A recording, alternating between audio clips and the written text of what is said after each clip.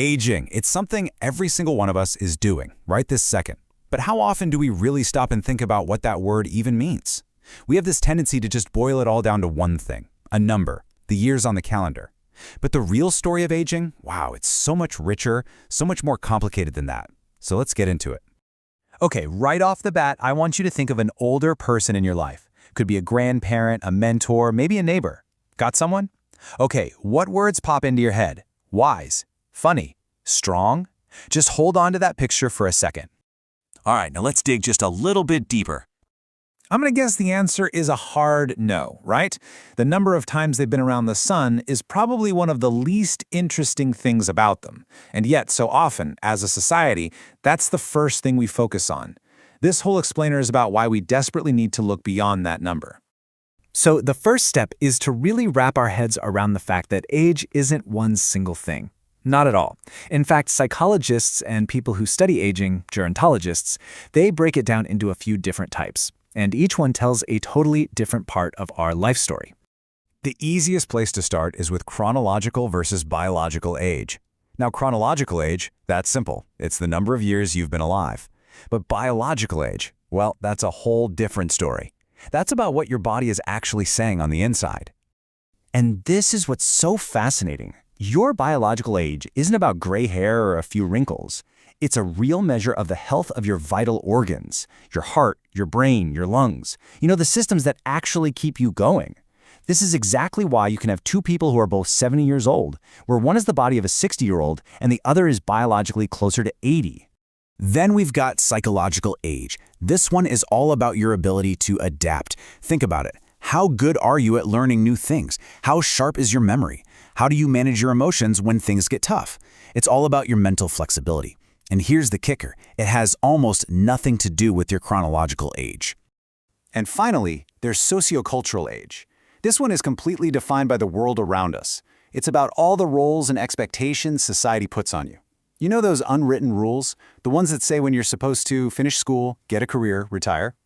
That's not biology talking. That's a cultural script that we all get handed. So here's the main point. When we just ignore all this beautiful complexity, when we reduce a whole, complex human being down to just their chronological age, we walk right into a very dangerous trap. We create a prejudice that has a name. Back in 1969, a gerontologist named Robert N. Butler, he gave it that name, ageism. And he did not pull any punches. He called it what it is, another form of bigotry. That's a really powerful way to frame it, putting it right up there with things like racism and sexism. And he was absolutely right. So what is ageism? At its core, it's stereotyping, holding a prejudice, or discriminating against people just because of how old they are. And it happens on every level. It can be an individual making a snide comment. It can be institutional, like a company that pushes out older workers. And it can be cultural, where our movies and ads just constantly tell us that youth is everything and getting older is something to be afraid of. And you see this pop up everywhere in the real world. That lazy stereotype that all older folks are terrible with technology. Or a boss who won't even consider hiring an older worker because they assume they can't learn anything new. But honestly, one of the most damaging places is in healthcare, when a doctor just waves away a serious symptom by saying, oh, that's just part of getting old. That can lead to people not getting the care they need.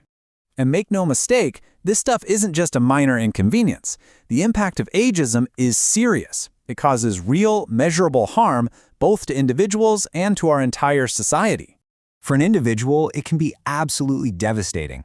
Imagine being constantly told you're worthless or out of touch. Of course, it leads to things like depression and anxiety. But this is where it gets truly wild. Research from people like Becca Levy has shown that when people internalize these negative beliefs, it can actually make their memory worse and can even shorten their lifespan by several years. It's a tragic, self-fulfilling prophecy. And as a society, we pay a huge price for this. Think of all the incredible skills and wisdom we lose when we force experienced people out of the workforce. Our healthcare costs go up because of poor or delayed care. Ageism just drives a wedge between generations, making our communities weaker when we should be getting stronger together. Okay, but here is the good news. This is not some fixed law of the universe. We can absolutely fight back against ageism. And creating a society that actually values people at every single stage of life, well, that's a win for everybody. So how do we do it? It starts with us, educating ourselves, challenging those tired old stereotypes when we hear them. We can create more programs that just get different generations in a room together, talking and learning from each other. We need stronger laws to protect people from discrimination. And we absolutely have to train our healthcare workers to see the person, not just the number. It takes effort from all angles, and every bit of it matters. In the end, this all comes back to us. Because here's the truth. If we're lucky, every single one of us is going to get old someday. So the question we have to ask ourselves is a big one. What kind of world do we want to age in? Is it a world that will dismiss us because of a number? Or is it one that's going to value our experience, our wisdom, and our humanity right to the very end?